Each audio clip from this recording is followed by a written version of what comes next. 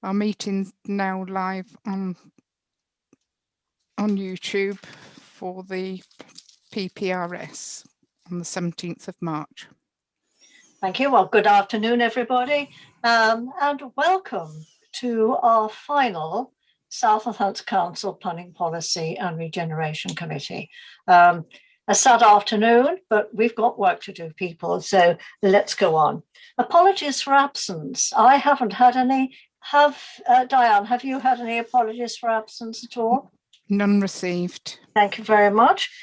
Declarations of interest. Oh, has anybody got anything interesting to tell me for the last time? No interest to be declared. Oh, yes, hello, Stephen. Yeah, I think I'd better declare an interest on item 6, the Slapton Conservation Area. It suddenly occurs to me that there is some reference in there to archaeology, and I've got this standard declaration as a member of the Committee of Northamptonshire Archaeological Society. So, right, thank you very much. Now, item 3, minutes, pages 5 to 8, to confirm the minutes of the meeting of the committee held on the 20th of January. Have you all read the minutes? Do you all agree with the minutes? Agreed. Agreed. Thank you very much. Thank you very much indeed. We now come on to item 4, urgent business. I have no urgent business.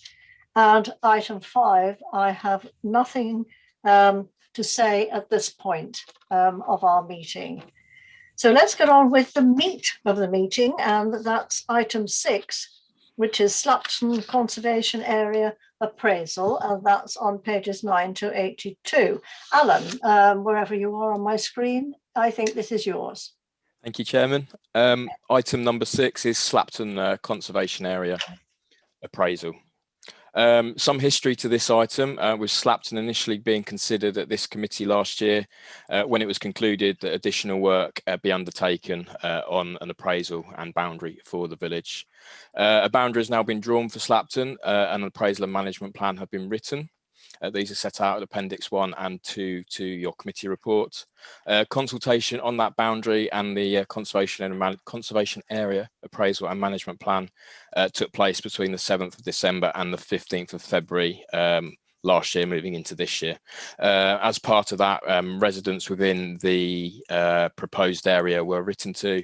Engagement with the parish council took place. Statutory consultees were also contacted, and a member of the policy and heritage team attended a meeting in the parish, a virtual meeting in the parish on the 18th of January this year, when the conservation area was discussed and the boundary and appraisal presented to them. Consultations, as I say, concluded on the 15th of February. 19 responses have been received, and these are set out at your Appendix 3. A mixture of views, as you'll have seen from that, in relation to proposals for Slapton. Some objecting to the proposal insofar as they feel the area, though attractive, is not one of special architectural or historic interest. Some raising concerns over the procedures and process in respect of the initial report from the heritage team and the committee overturn of that. Some querying the boundary as drawn, and while supporting, feeling additional amendments could be made to that boundary to include additional land in part and less land elsewhere. In response to those comments, it's considered that the appraisal identifies an area of special architectural and historic interest, and this is reflected in the boundary that has been drawn. Whilst we could amend the boundary to include additional land which would emphasise the rural character that the appraisal draws out, it needs to be you need to be mindful of the fact that best practice and guidance are telling us that conservation area designation is not generally an appropriate mechanism for protecting wider areas of countryside. That's dealt with in different legislation, and para 8.2 of the conservation area appraisal defines what is thought to be the special architectural and historic interest of the Slapton Conservation Area. So 3 recommendations on this item. The first is that committee is recommended to adopt the boundary of the Slapton Conservation Area as set out as Appendix 1. The second, to adopt the conservation area appraisal and management plan as set out at Appendix 2. And the third recommendation is to delegate authority to the Assistant Director for Planning in the Economy, in consultation with the portfolio holder for planning, to make any necessary presentational and factual amendments to the documents before they are finally published. Thank you, Chair. Thank you very much. Comments, ladies and gentlemen, please. Anybody got any comments, any hands raised? Elaine. Yes, thank you, Chair. Yes, I think this is a lovely report. I have read it and it's beautifully presented. It was lovely to see it all in colour as well today. And I have no problems with it, and I would agree with all recommendations, and I think we ought to recommend it as it stands, to be honest. Thank you. Yes, Stephen. Yeah, I concur with what Councillor Wiltshire has just said. I think it's a very good, very comprehensive report.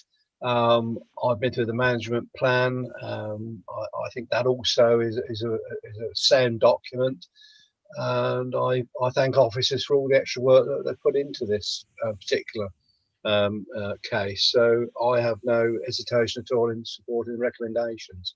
Thank you, Chair. Martin. Thank you, Chairman. Yes, I just wanted to pick up on one comment from one of the consultees who suggested that we might be rushing this item ahead of the new council. And I can assure anyone watching this YouTube recording that the council has looked at this item exhaustively in a great deal of detail and given it an awful lot of thought. Officers have prepared an excellent report. And we've looked at all the comments that people have made, but I would again support the other speakers and think we should approve the recommendations as set out in the paper. Thank you very much. Anybody else? Sandy, please. Yes.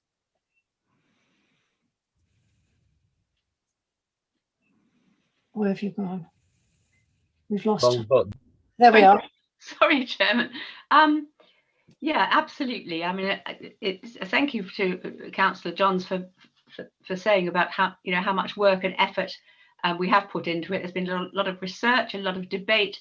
We have concluded that all of those recommendations are based on what we know and what we've done and what we've thought, and so it's really lovely. It's great to see it come to PPRS today, so that we can get the job done.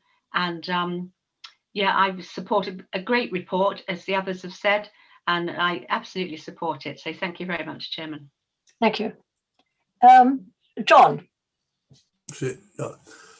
Yeah, I mean, far from it even being something that was taken over 2 years, this is the conclusion of a 5-6 year program we've had for updating our conservation areas and looking at them. When it comes to conservation areas, if they're not up to date and they haven't been fully considered, then they begin to lose their bite, and people don't take them anything like it seriously. So as a program, we have been through, and I can't remember, I think it's something like 50 or more of our villages are conservation areas. And we've also now looked at several villages which were not included before, but which we have thought were worthy of it. Notably, I remember Thorpe Mandeville, where many of the same comments, funny enough, were made as we were doing that, as we were looking at that. Oh, it's going to be, I shan't be able to do this, I shan't be able to do that, I shan't do anything else. Actually, Thorpe Mandeville then were quite, I think, pleased to have it in place when HS2 came through, because to have a conservation area means that your village is looked at just that much more seriously. And when people are want to make changes, there's no reason why they shouldn't make changes, but they do have to be considered and more carefully. And I think that's right. And if we're going to preserve the character of our villages, then actually, we do have to take these things seriously. And you may not be able to do something, but actually in the general good, it just preserves this wonderful, wonderful area we call South Northamptonshire. So I think that, and that's the other thing about Slapton, and we all agreed what made it unique, what makes I think Slapton unique is this it's very small, but it's spread out, and you've got these little sort of pockets of fields in between. It's a unique village in South Northamptonshire. There is no other, I don't think there's another one quite like it. So I'm really pleased to see this, and I think it's a culmination of a really good and a lot of work that our officers have done in putting together, so that we now have we'll go into the new council an up-to-date list of all villages have been properly appraised and properly treated. So I think congratulations to them, and I hope we can now vote to adopt this plan.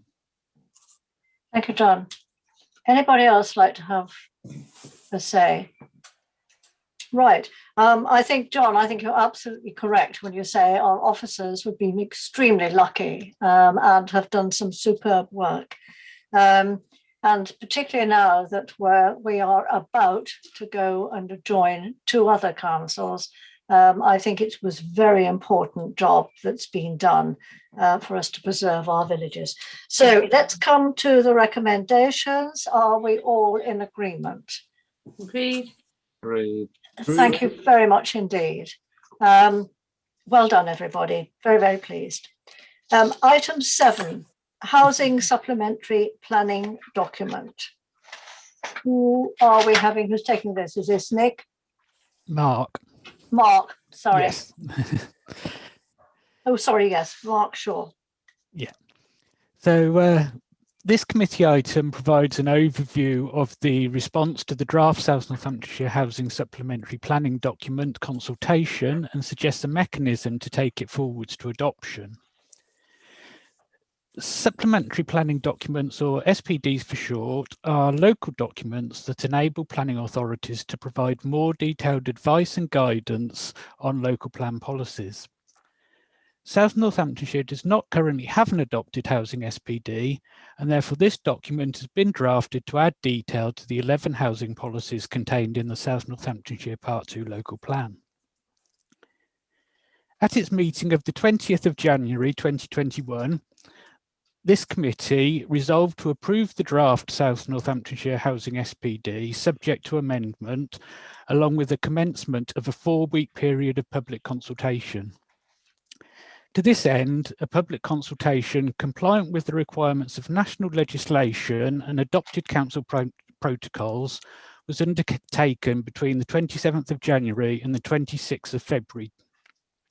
The consultation draft of the Housing SPD is attached to this committee report in Appendix 1. A total of 22 responses were received, and while the scope of the comments were wide-ranging and varied, it could overall be ascertained that, firstly, a housing SPD that adds supporting detail to the existing housing policies is generally welcomed, and there are no fundamental objections to the framework or principle of the document. And secondly, whilst improvements, additional detail and points of clarity were suggested, such matters could be addressed by applying the Council's suggested responses and actions. These are identified in Appendix 2 to this report. The other point I'd just like to quickly raise is that since the end of the consultation, we have actually received one other additional consultation response to the, and although received out of the consultation deadlines, we have still considered it, and we would additionally like to bring that a further amendment into the consultation and amendment of the document. So as such, and in conclusion, while South Northamptonshire Council does not have an adopted housing SPD, the draft document attached in Appendix A has been consulted on in accordance with the necessary protocols and national legislation, and if adopted, could assist applicants, developers, the public, and the local planning authority in the efficient and consistent determination of housing-related planning applications in the South Northamptonshire Council jurisdiction. It is therefore officers' recommendation that the committee approve the Council's suggested consultation responses and actions, and authorise the Assistant Director for Planning and Economy in agreement with the portfolio holder for planning to adopt the housing SPD subject to these changes being made. Thank you, Chair. Thank you very much. Comments, ladies and gentlemen, please. I'm looking around. I think, Stephen, you were first, followed by Martin. Mark, I'm going to ask a question, really. In a way, it might have to be rhetorical, because I won't be here when you come up with the answer. It concerns, it's on big page 98 of the bundle, 3.2, where we're looking at single plot exception sites. And you kick off by saying that the second part of policy LH3 provides a solution for individual households to build their own home to meet their housing needs. And that is exactly what the local plan says. I guess my question is there not some overlap here, and perhaps confusing overlap between the second part of LH3 and the preamble to it, and policy LH5, which does deal with self-build and custom build? It seems there are two ways of achieving the same thing. What do you think? Local exception sites are generally affordable housing products as well, so that's one thing, whereas self-build tend to be for people who have a specific requirement, but both are addressed separately in legislation, and both are addressed in separate policies of the local plan, which we're not actually seeking to amend at this point, just provide that additional clarity. Okay, fine. Thanks very much, Mark. Thank you.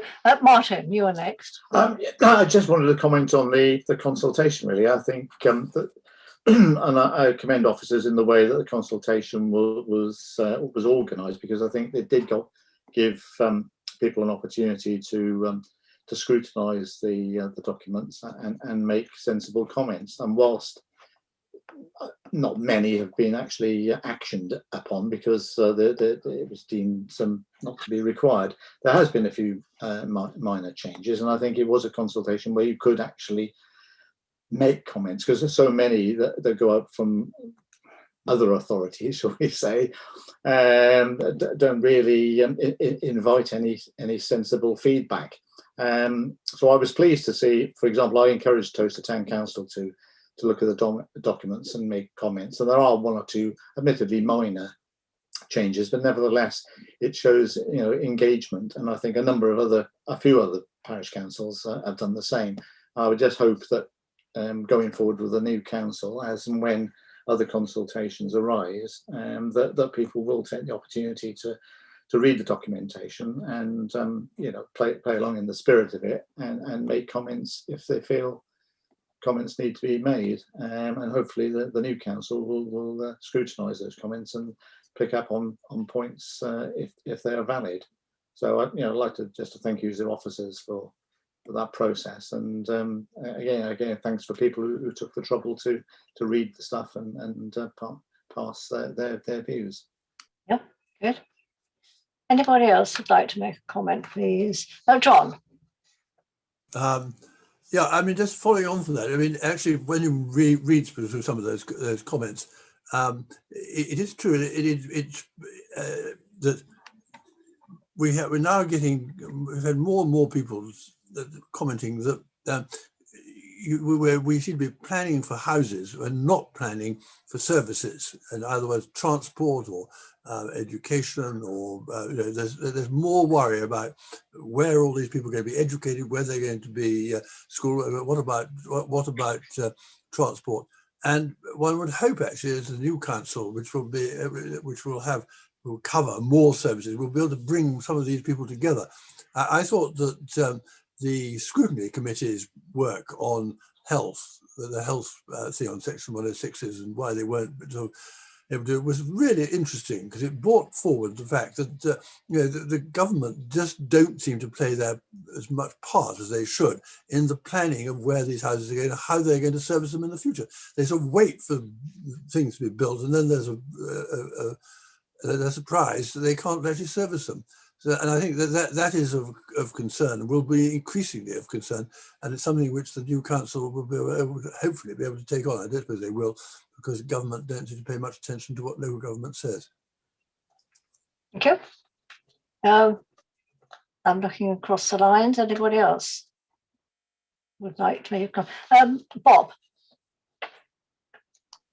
Thank you, Chairman. Yeah, following on from John's statement there, I feel that on page 95, policy LH2, the starter homes outside settlement confines. It's most disappointing that the government really haven't pushed this further forward, and they just kicked it into the long grass. I mean, starter homes were intended to be the new affordable housing project, a product which was aimed at first-time buyers, priced out of the housing market. And it says a definition for starter homes was included in the NPPF, and the statutory framework was included in the Housing and Planning Act 2016. But unfortunately, secondary legislation which would have set out eligibility purchasing starter homes has not been produced, and the guidance to starter homes has been withdrawn from the government website with no indication as to when it may reinstate it. I can't understand the logic there, because you know, starter homes are your first foot on the ladder, if you like. I know there's shared ownership homes that are available, but and that gives you, you know, the opportunity to get some monies in the to continue forward if you want to move out of them. But I do really feel that the government have let a lot of people down, and they should start, you know, back on it again, and perhaps a new West Northamptonshire Council can do a bit towards kicking them into action again. Thank you, Chairman. Thank you. Any further comments? I'm looking up and down the lines. I can't see any hands. Right. Shall we then move to the recommendations? We have two recommendations in front of you, but we also have this additional recommendation, Mark, don't we? Basically, what happened, one person who did respond to the consultation initially came forward with a subsequent comment on Monday. We've looked at this, and they're just proposing a minor amendment to the document, which we've considered and we would like to incorporate. So we were, in addition to the so basically it was one paragraph in the document on page 9 of the document, but we're actually proposing that instead recommendation 1 should actually be to approve the council's suggested consultation responses and actions to the draft South Northamptonshire Housing Supplementary Planning document consultation with a further amendment as stated, all the changes proposed in Appendix 2, but with an additional alteration that will read that the size limit in an upper cap on the size of an entry-level exception site should not be seen as a target. Proposal should consider local need to avoid over-delivering homes in one part of the district. If the need of entry-level homes is already being met within the district as a whole, paragraph 71 of the NPPF allows the council to resist schemes. Stephen, you're muted. You're muted, Stephen. Sorry about that. Mark, I'm not with you. Which page are you on? Which is the page where you're actually proposing the alteration? It's at 3.1, I think, isn't it? Yes, Mark? it's 3.1. On page 97, Stephen. Okay, 97, yeah. And whereabouts in that, Mark? We've made reference to we'll resist schemes where so it's the paragraph that basically reads: the size limit is an upper cap on the size of an entry-level exception site and should not be seen as a target. Proposals must still have consideration for local needs, and the council will resist schemes that provide more homes than are required in a parish. And basically what we're proposing is that it's just made more compliant with the NPPF requirements, and that we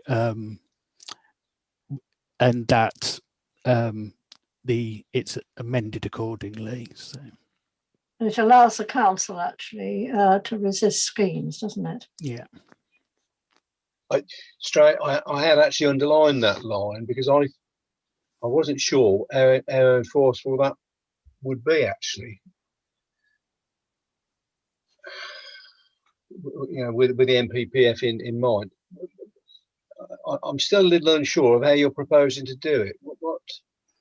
What is your new wording again? Can you read it again? Shall I? Are you going to read it out, Mark, or shall I? Yes, you can, Councillor. The paragraph will read: the size limit is an upper cap on the size of the entry-level exception site and should not be seen as a target. Proposals should consider local need to avoid over-delivering homes in one part of the district. If the need for entry-level homes is already being met within the district as a whole. Paragraph 71 of the NPPF allows the council to resist schemes. Yeah, good idea. Agree with it. Thank you very much. Thank you. Has everybody else understood what we're going to alter? Now I do, yes. Yes? Right, well, great. Then everybody, can we then proceed to the meeting recommendation? And it's 1.1 that we're going to replace the paragraph that I have just read. And we're going to also keep on 1.2 of the recommendation. Are we happy and comfortable with that, please? Great. Yes. Thank you very much indeed, everybody. Right. Infrastructure funding statement, item 8. Thank you, Chair. Alan, yes, it's yours, isn't it? It is, yes. This is effectively a resubmission of an item that came before this committee at the last meeting in January, where members adopted the council's infrastructure funding statement for the year, which includes what is termed an infrastructure list. Infrastructure funding statement is a new reporting requirement imposed upon the council by changes to the SIL regulations back in 2019, I think. It requires us to publish a factual statement of our past income and outgoings in terms of SIL and Section 106 monies. It also requires us to present an infrastructure list, which replaces the former Regulation 123 list of the council, which sets out infrastructure that could wholly or partly be funded by SIL over the coming 12 months. Members adopted our infrastructure list and infrastructure statement back in January.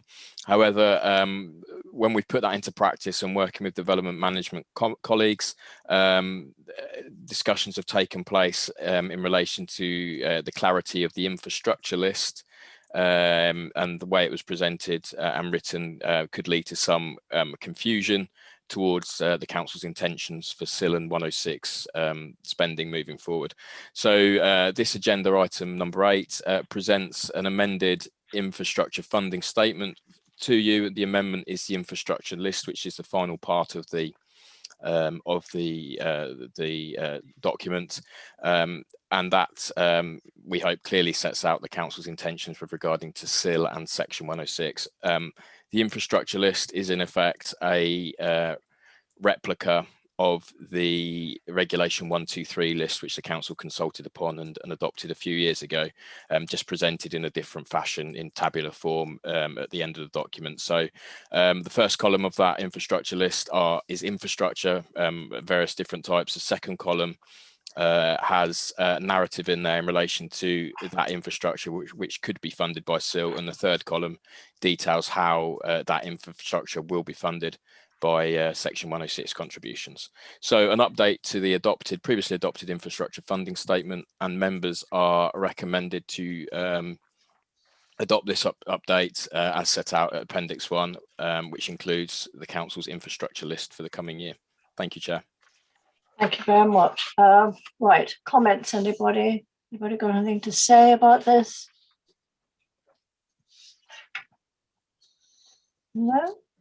Elaine, are you indicating yes, please? Yes, please. Yes, it was a little bit confusing in the paperwork because you had pages, as I wrote to you, you had the pages there, but it doesn't actually say that it is a supplement or an appendix, the second part, which is, so it did confuse me a little bit, but I am fully appreciative of that now and understand what the changes are. Thank you very much for clarifying it earlier. Any more comments? Oh yes, Stephen. Thanks very much. It's really a comment for the future, for the new council, perhaps. And this relates to one of the payments on page 214, big page number 214. When I first went onto the planning committee many years ago, I was surprised and disappointed that the NHS didn't ever put in for any 106 money.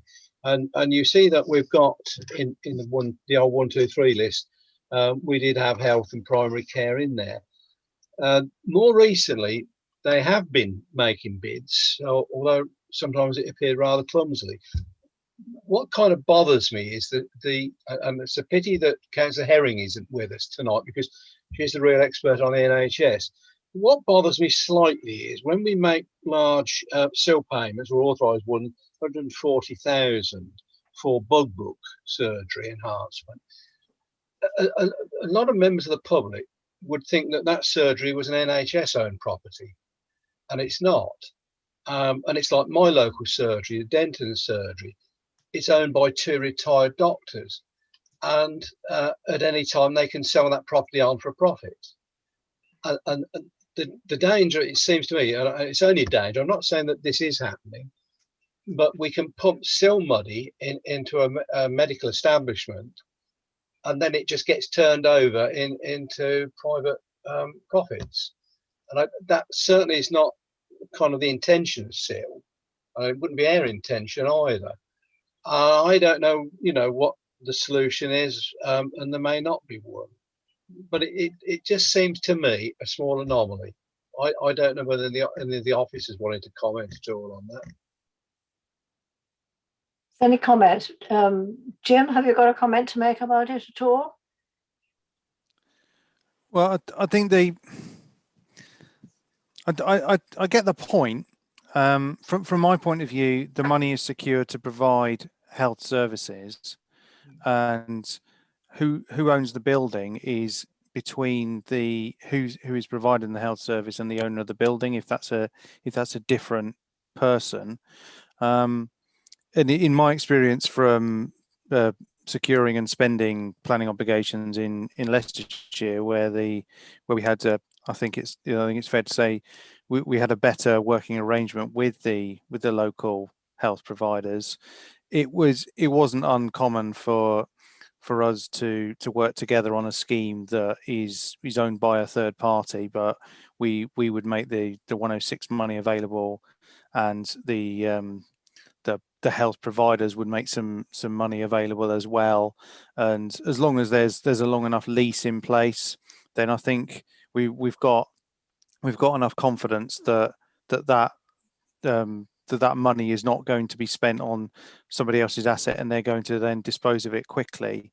I think it's worth bearing in mind that before the NHS, or if we call it the NHS, before the NHS puts any money into health service improvements in terms of property, they have their own quite stringent requirements about a length of a lease, if it is leased, if it's not owned, for exactly the same reason. It's to safeguard that public money and for a reasonable amount of time.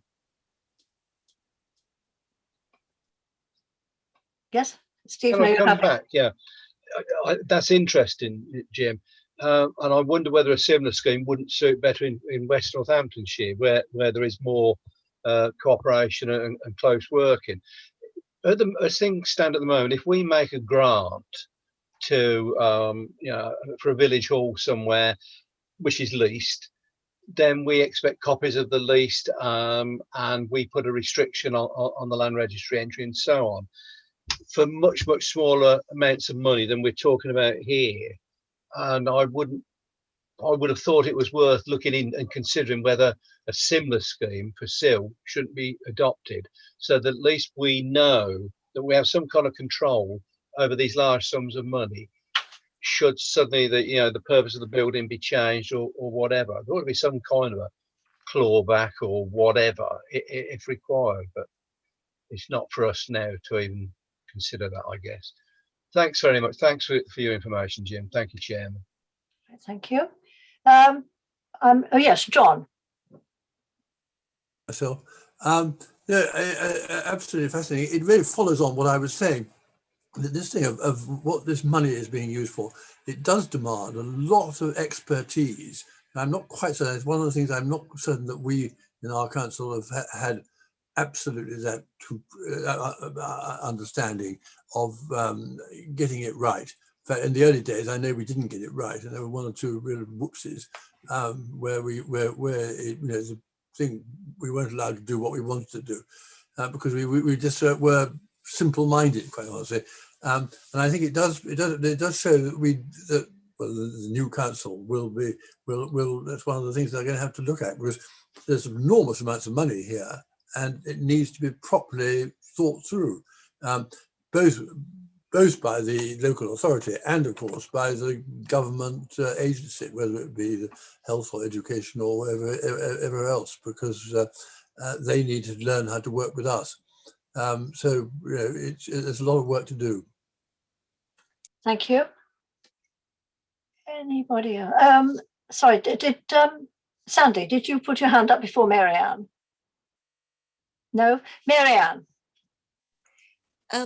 Jim, do you think you could bear in mind what would be dangerous if this money was used to extend the building and then it was sold? So you do need to find out how long the lease is and whether they could do this. I mean, I think you do need to, in the future, look into it a bit more carefully. That's all. I think it's a good point. Yeah. Thank you. It's certainly something that I'm alive. Yeah, it's certainly something I'm alive to. Thank you, Chairman. Thank you very much. Anybody else? No? Well, shall we go to the recommendation? The meeting is recommended to adopt. Elaine's hand up, Chairman. Sorry? I've got my hand up. Sorry, Chairman. Oh, sorry. Yes, please. Go ahead. Yes, just one quick observation. I think we've got football stadium and we've also got Brackley Town Football Club. I think if you're saying football stadium, I think you need to clarify which town or whereabouts that is, because it could get lost going over to the west. It could get lost and they hit, oh, we can have that for Daventry or we can have that for Northampton Football Stadium. And this is where we want to be very, very careful that it doesn't get lost in the other side of the district. So I think we do need to be a little bit more specific as to which football stadium you're talking about. Okay, certainly we can note that. I think that related to Brackley again, but we can note that, yeah. Okay, good. Elaine, happy with that? Yes, that's great. I just want it noted. Thank you very much. Yep, thank you. Noted that. Have I missed anybody? Right. Our recommendation is to adopt the infrastructure funding statement as set out at Appendix 1, which includes the council's infrastructure list for the coming year. Are we happy, please? We are. Thank you very much. Sorry, Chair, can I just confirm, is that with the amendment to include the Brackley Football Stadium? To have more information, is that what you're talking about? Just to include Yes. in the report? Yes, please. Yes, okay. Thank you very much. Everybody all right with that? Right, good. Thank you. We come to item 9, pages 233 to 242, and this is our neighbourhood plan quarterly update, please. Alan, is this you again? It is, Chair. Thank you. This is a report for noting our quarterly neighbourhood planning update, which shows a bit of activity this quarter, actually. We had Ashton presented to this committee back in January, where members endorsed its progression to referendum subject to COVID restrictions being removed. That's now being used in the development management process as we speak. So the government allows us prior to referendum, in light of COVID, to give weight to the Ashton plan, and officers in the development management team are starting to do that. Hackleton, since our last update, have submitted their Regulation 16 plan, their submission plan for examination, and consultation is concluding on that the end of next week, I believe. It's been out for consultation for 6 weeks, and we will work with Ashton Parish to procure an examiner to examine the plan independently and progress that through, hopefully, to its adoption. Never Hayford are following up behind and working very well behind the scenes and engaging with the council, and I would expect them to be bringing more stuff to us in the near future, and that's followed by Middleton Cheney and Silverstone, again working well behind the scenes, but not at the stage yet to make anything public. So quite a busy time in terms of neighbourhood planning in spite of the COVID restrictions, which we know last time gave us additional regulations were amended to give us additional scope to progress in light of COVID. Still 14 neighbourhood areas in South Northamptonshire. None have been up, no additions to that at the moment, but some activity in the areas we've got. So a report for noting, Chair. Thank you. Thank you very much. I know just how difficult it is to get a neighbourhood plan together, but once done, I think they're extremely good things to go for. Comments, anybody? Please. Are we quite happy with what we've got? So we're going to note the neighbourhood plan update report at Appendix 1 in accordance with the agreed neighbourhood planning scheme delegation. So we're quite happy people of that. Good. Thank you very much. We now come to item 10, planning policy and conservation team annual update. Alan, I think that's you, is it? It is, yeah. Final report from me, an end of term report, effectively, in relation to the work of the policy and heritage team, policy and conservation team, and the planning policy and regeneration strategy committee. This report again is for noting and summarises the vast body of work that's been presented to this committee over the last 12 months, set out mainly in the table under para 3.1. Identifies that and draws a little bit more in a little bit more detail some of the main points from that. Headlines, I suppose. South Northamptonshire local plan was adopted in the last 12 months, although it didn't come to this committee in this 12-month cycle. The members have been actively involved in its preparation for the last few years and endorsed modifications to the plan in January of 2020, which went out for consultation. So that's a big milestone for us in relation to policy committee. Also note again a positive 5-year housing land supply this year for the 10th year in a row. The adoption of a local development order, which is something that sets the council apart from many others. Neighbourhood plans continuing, as we said in the last item, and as Councillor Townsend I think said earlier on, the last of the conservation area appraisals, which was presented tonight, which marks the end of that review process we set about a number of years ago now, and has resulted in I think we've got 62 conservation areas now in South Northamptonshire, and have given due diligence and an assessment of all other settlements to make sure we're not missing anything of significance to the area. So quite a body of work presented this year and over the last few years. So it's an item for you to note. Thank you, Chair. Any comments, ladies and gentlemen? I certainly think it is a report to note. We've done an awful lot of work together. And I say thank you for that, because I think we should all be very proud of what our officers have done and what we have managed to achieve as a committee. I think we've worked very well together. We've questioned things when we should question things. So I've been absolutely thrilled to bits. Stephen, you wanted to say something? Well, it was a question really regarding September 2020 when we discussed the proposed Western Hants strategic plan statement. Where is that at the moment? We're presumably looking for a choices stage, are we now? Consultation progressed on the statement of community involvement, which was the item that came to this committee. We are working on options, not preferred options, but options consultation in the summer. And at the minute, we're looking at the various options in relation to that spatial strategy.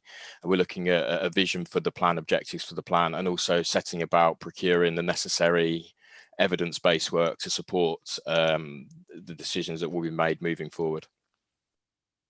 Okay, thank you. Okay. Anybody else like to say anything? No? Well, then we are recommended to note the work of the Policy and Conservation team during the year 2021 and matters that have been considered by the Planning, Policy and Regeneration Strategy Committee during the course of the year.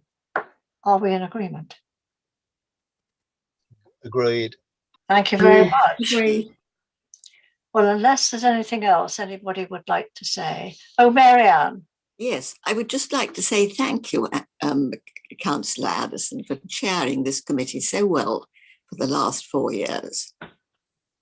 Well, that's very kind of you, Marianne. But I have to thank you lot, because without you, I don't think we'd have got through the work that we had. I've actually thoroughly enjoyed chairing this committee. I think it's one of the most interesting committees that we have at South Northants. And I think we've all done extremely well. And may I say, I applaud you all, because I think we've done some super work and we've kept South Northants Council very clean and dry. Bob. Yes, thank you, Chairman.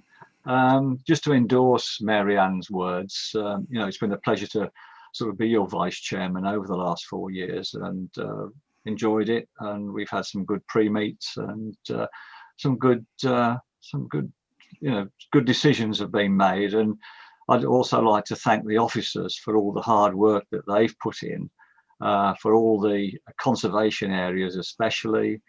And Catherine Harrison, who's done a splendid job, and other officers, you know, that have probably supported her, and Alan Munn and Jim and you know, Mark, and you know, it's everybody as a team have worked very well together. And it'll be a sad day when it all comes to an end on the 1st of April. There you go. Life goes on.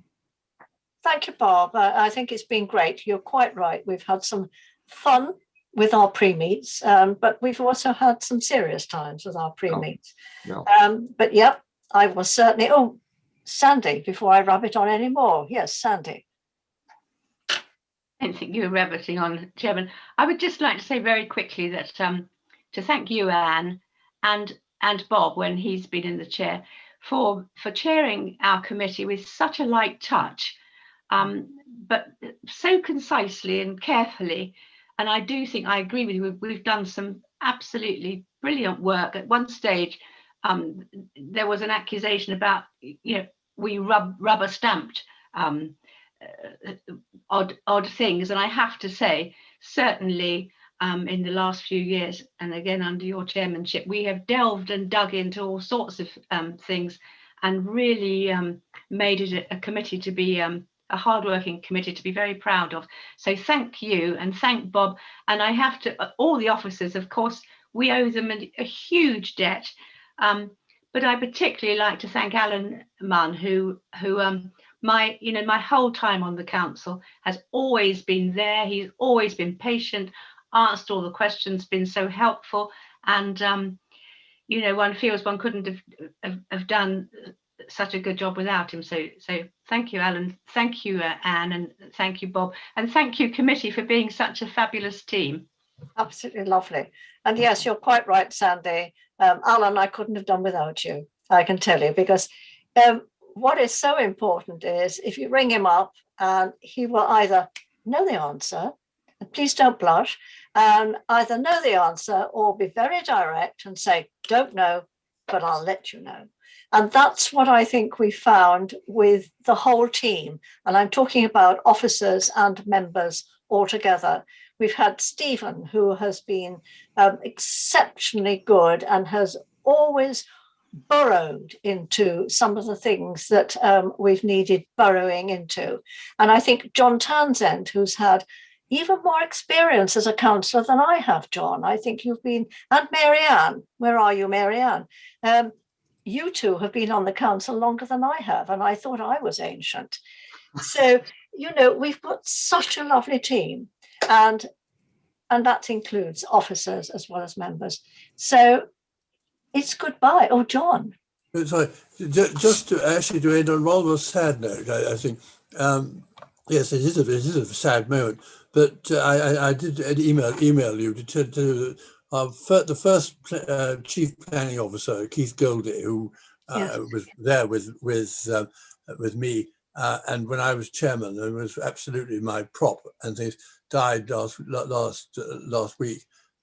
Which is a really sad, but actually what I was really pleased about was I hadn't seen him. He moved to Cornwall, but I did get in touch with him over the book, and I wanted him to, because he was the one who set up the whole of this department when it was first formed, and we had a really good chat, which was really nice.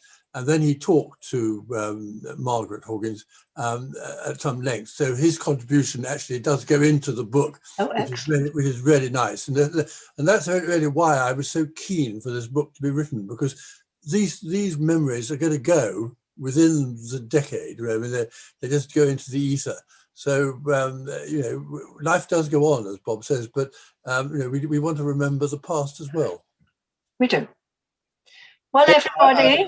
I agree with everything that's been said. Look, we are in danger of sounding like the Oscars now, I think.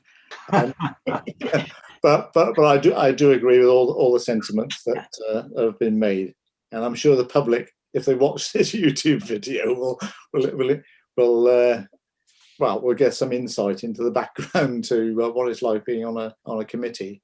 But yeah, I mean, we made the point before the meeting started about party political points, but I think anyone logging on to meetings at any time would be hard pressed to work out what, if any, party each member belonged to, because we haven't brought party politics to the planning, and it's been all the better for that.